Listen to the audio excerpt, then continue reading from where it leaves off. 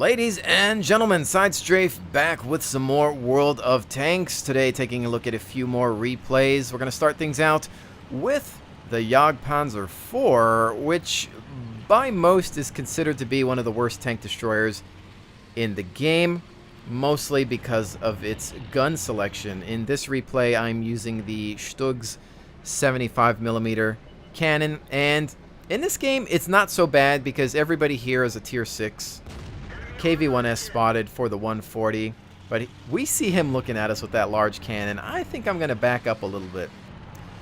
So, yeah, the gun selection, not great. You've got the Stug's 75mm, and then you can choose to use an 88, which is going to give you more damage, but you're going to have a longer reload time, less accuracy, and less penetration. So it's not always ideal, but sometimes, if you can aim at weak spots, it'll get the job done. So, anyways, looking at the game in hand, we're just trying to keep that corner pinned. T1 heavy there, lovely target to fire at because he's the size of a barn. But we're going to switch to the VK. He's showing his side. He's wanting to back up there, but boom, right into the track. And I'm thinking, you know what, maybe we can pull a track damage routine on him. All right, so there's another one. Everybody else is letting him have it as well. There's another into the track, also causing damage. Great when you can do that because you're keeping him held down, immobile, while damaging him.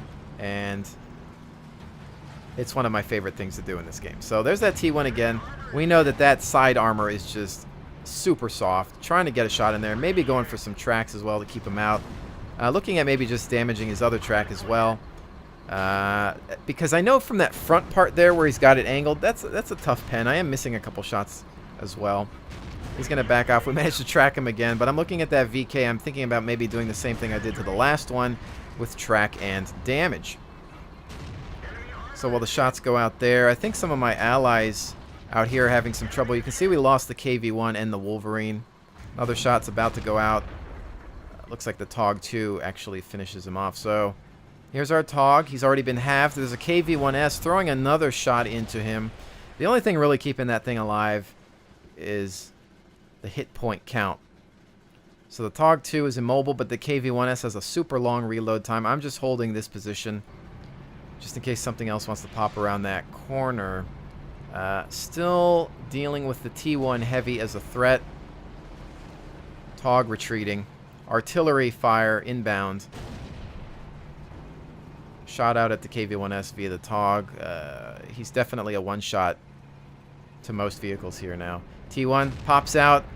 I tried to take a quick shot there, not really taking the time to aim, missing it, really regretting that because now he's backed off. That would have been an easy kill right there. I'm kind of hoping he shows his face again. There you can see some artillery downrange. Taking a look at the mini-map, we don't seem to have a really good spread, so my confidence in this battle is low. I'm waiting to see who's going to make the move. Will the T1 heavy pop back out again? Or is that KV-1S going to make an approach? Artillery still trying to grab the T1. There's the T1. Done. Finishing him off as he pops out. Almost forgetting that I was up here. But still at 600 health. There's the KV-1S. Looking at the TOG. Easy kill because of the TOG silhouette. I go to rush in on the KV-1S. Reaction shot. Manages to track him. Flips him around. But I know he's got a long reload time. Shot out into the side. Finishing him off, and that's the advantage to playing some of the other tanks. You know what they have equipped. I know all about that gun. I know that within that reload time that I could get 2 shots off at least. And woo, that was definitely intense for me. I knew I had to charge him. And I'm being asked in the chat here if I was actually going to upload this video. At the time, I think I say I doubt it. I wasn't really too sure about it, but obviously here we are. So there's that. I'm still looking at this corner thinking, well, is anybody else going to pop out there? Thinking no. I haven't seen anybody else in a while since we killed the T1 Heavy, so I think we're clear here. But if you see, we've only got a Hellcat, myself, an AT-2, and a piece of artillery. The AT-2 is quite a ways out. Let's take a look at this map here. He's going to be surrounded, and he's finished there. Wasn't in a good position, and as we know, that thing is slow as molasses. Not really going to go that far. The Hellcat is a good contender, mostly because of his gun. But in regards to armor, we're not fantastic, and we're fighting against Mostly heavy. Yep, all heavies and one piece of artillery. I know that I can still pen all of them, though. I don't have any premium ammo, but I'm still confident about being able to pen them. Although, I do have a lot of HE, maybe a little too much in this game. Still maintaining this position, keeping an eye on the minimap. KV-1 goes down to the Hellcat. Now we've got the BDR, T-14 and KV-1, last known locations. Hellcat manages to spot the KV-1, I believe it is, if not the BDR. It's hard to tell which one's lit via the minimap. There's the T-14 making an approach on the base. There's the KV-1 on the hillside. Hellcat possibly in danger. I'm trying to get my shot up here. I managed to twitch a little bit and lose my aim. I'm not sure why I didn't take a blind shot on this one. I'm thinking maybe he didn't see me and I can still maintain camouflage. I wasn't sure what to do at that point. In hindsight, I'm thinking I could have taken at least 2 or 3 blind shots. But I didn't really want to waste too much of my ammo as well, just because it was the Hellcat and I left. So artillery is down. They still have theirs. And we're facing 3 heavies. I don't know who this guy is. He's a stranger to me, but I'm thinking, well, let me just shadow him. Let's go back up the ice road and hold the base. You can see I even type it into the chat there. T-14 is the closest to trying to cap. If the other team is smart, what they'll do is roll together and focus fire us down because our armor isn't fantastic. At this tier, my armor's not bad because if you can see, I've got some really nice slopes there. So I do have some confidence, mostly because I've got all my hit points intact. The Hellcat rolling forward, not really wanting to take the time to move as a team, but you know, whatever. It seems like he knows what he's doing. One-shotting the T-14, obviously not having a full complement of health. So I'm just going to continue getting up to the battle a little late. Obviously, it's hard to keep up with a Hellcat. Extremely fast tank destroyer. One of the fastest vehicles in the game. Hellcat turns around. I look back at him saying, okay, well, he's going down the ice road again. Maybe he's just going to check that flank and hold that position. You still got a BDR and a KV-1 and their artillery for support. I'm guessing, okay, well, these guys got to be smart. They're going to rule together, right? Hopefully. If, you know, for their team, not hopefully for mine, but, you know, just gauging human intelligence here once again. BDR says the BDR crashed as he was spotted by the Hellcat, but then we see the KV-1. I managed to get a shot out on the track there. Nothing. There's one on the track actually immobilizing him.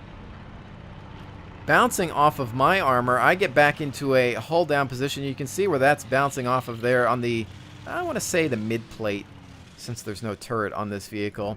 I'm just holding this position. I'm thinking, okay, well, I know I can pen him. I don't know what gun he has. There he is again. I'm gonna test him out because I've got a high rate of fire. I can test his armor. One into the turret, another one into the turret. Let's do another because we've got that rate of fire. Boom, another one in the turret. He's trying to get behind cover, probably trying to use the wreck, but you know what I'm saying? You're too close to me, buddy. And I've got some German accuracy. Done. Hellcat, of course, finishes off the artillery, and we managed to save the game. So with that, let's go ahead and take a look at the battle results. So as you can see, actually getting a mastery badge in this thing, not really my favorite tank destroyer. I definitely can't say that I would keep it. I feel that it's not as horrible as most people make it out to be, but I think that it's kind of bad luck. For some reason, I just get put into some really awkward or bad games. And at lower tiers, when you're the low man on the totem pole, just forget it. Hide in a bush. Try to aim at weak spots. Use your camo net and binoculars to just hit long-range targets and support the rest of the team. Because in that game, sure, you know, it was a decent game. I was a higher tier vehicle. I had a chance. But in some of the others, yeah, it's definitely not something that I want to keep. Looking forward to the Jagdpanther, though. So there's that one. You can see we did quite a bit there to support the rest of the team. 2,144 damage on that. Great rate of fire with that long 75 millimeter. Fantastic gun on the Stug, and does okay when you're lucky enough to get in this type of a match. And there's a look at some of the other stats as well. So let's take a look at the next game. And here we are taking a look at the Leopard Prototype A, starting at the top of the hill on Himmelsdorf, thinking, well, since we're here, might as well roll up and maybe get a quick shot off on the enemy as they roll around the corner. ELC AMX making his movement. Not sure that that's necessarily a great idea because there's the Tiger II, and I'm thinking, well, there's a T-54E1, and that ELC just instantly destroyed by the 54 as the rest of my team decides to roll in uphill. I'm seeing if maybe I can at least get something out of this, because we know that we can't trade too much fire in the Leopard Prototype. Boom, there's a nice well-aimed shot on that T-54E1. I'm backing off to reload. Just a typical tactic, but I'm thinking about looking at the minimap and turning around. You can see these guys everybody's trying to push the T-95 up the hill. I'm going back. I'm going to use this thing's amazing speed to get downhill and relocate, because that's what this thing is all about, relocating and helping the team where it may need it most. And I can see that we've got a Tiger II and an AMX 1390. Not necessarily paying attention to each other. You can see that there's an IS-3 also moving in. Possibly a T-44. The 1390 is down. All that's left is the Tiger II. I'm hoping that he's competent and able to support me. I'm here to just try to keep the flag alive. It's not really a fun job, but somebody's got to do it. Tiger II rolling in. I get a shot out and manage to back up for the reload. There's another shot out, I believe, from the Tiger II. Base capture underway. Tiger II continuing to roll forward. There's an IS-3. As we catch his silhouette, we can see that he's actually not looking at us. Guns up, trying to get a shot in between his turret, maybe hit that ring, jam him up a bit. He's backing off, though. He doesn't want to deal. He's still not looking at me, though. So I use that opportunity to roll forward. The rest of the team is still trying to push that hill. I'm looking at what we've got here. So Tiger II trying to get a shot on that lower plate. Right through. Hoping to set him on fire. Not happening just yet. But we are able to help reset the capture. Now we can also see that there's a T-69 in the background. All we have is this Tiger II. Shot out, hits the seam of his armor there. T-44 on my flank. I notice it on the minimap, so I turn around to engage. His shot out misses. I zoom in a little bit here. Shot right into his flank. And I see that he's going towards the Tiger II. I'm gambling here and hoping that the Tiger II is competent and able to deal with the T-44 on his own, because I'm worried about the flag. I know that if I spend too much time on that 44, it might just be enough to get these guys up on the cap. There's a 34 in the distance. I really couldn't tell if he was in the cap circle or not, how far out he was, but I go ahead and take that shot. You see that tracer just fly by. I'm not sure if somebody had an angle on my track or not. 34 in the distance. I'm looking at the Tiger as well. I'm focusing on resetting the cap. I know I could have tried to hit the 34 again, but I wanted to reset as we're nearing a high percentage here. 68, 69, 70%. Oh, man. I'm switching to heat ammunition. Just trying to shoot at something there. There's a reset on that cap. Taking some damage. I had to use my kit on the ammo rack. Nightmare time, ladies and gentlemen. T-69 rolling forward, killing my driver. This is the worst thing that you can see, an auto-loading tank in a vehicle that has barely any armor. I throw another shot out just to perhaps keep him at bay. It looks like he's needing to reload now, but I'm like, all right, I don't know what to do. Do I focus on you? Do I worry about the cap? Let's get a shot out. Thankfully, I had some assistance there, it seems, from the Foch, and I'm back on looking at the cap. My driver is down, not really worrying about that right now. Reloading my next piece of heat ammunition. So we've managed to reset the cap quite a bit here. The Tiger 2, I'm guessing, in the Foch, laying down some fire. I believe here I'm about to repair my driver. There's the IS-3. Boom, drive-by shooting on him, right into the lower plate, it looked like. As we try to come around here for a flanking maneuver, as I'm sure they're aware of my previous location. I want to change things up a bit. There's that T-34, quickly dispatched. There's an SU in the distance. I'm thinking about this 122-44 right into the back plate. Extremely weak. As the rest of the team rolls in. T-44 out in the distance. And we're finishing off the SU. The T-44 still alive. I'm not sure if he was able to kill the Tiger 2. He was the one that I did not chase down. I gave up on that mostly because I felt like, hey, you know, the flag is more important. But I do remember that this was a game that I had live streamed. I remember being fairly proud of myself because I was able to reset the capture and perhaps save the game. I think you have to sacrifice your fun sometimes for the overall victory or the betterment of the team. And that was a case where I said, look, the Leopard is fast. It's fracking fast. It can relocate. I'm going to be going downhill so I can go even faster than my top speed. So I went for it. We relocated, lickety-split, got in there, threw down some shots, and maintained the area with only the backup of a Tiger 2.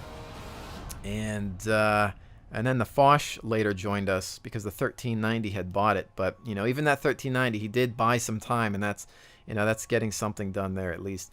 So as we can see here, not a bad game. Second class badge, quite a few credits there. That was, I believe, a daily double for 3,000 flat XP. You can see all the targets that we managed to tag. Not bad at all. 4,046 damage on that one with the Leopard prototype. Fantastic vehicle. I think even though I'm looking forward to the Leopard 1, I still enjoy the prototype enough to want to keep it. Kind of like how I've kept all of the Centurions. But, you know, I think that was a great example of how to use this tank. I think that's what it's built for, in all honesty. I think that it is just great for relocating. I think that it just has that very accurate gun with enough firepower to simply lay down the law. And that, for me, was some pretty aggressive play. A lot of you guys like to say that I'm not aggressive enough. Well, that was a good example of, you know, some of the moments where I feel that aggression is absolutely necessary because we did have to hold that capture point. But with that said, ladies and gentlemen, I hope you've enjoyed this look at World of Tanks. Had some fun covering these replays, and I will continue to do so. So with that said, I'll definitely see you on the next one.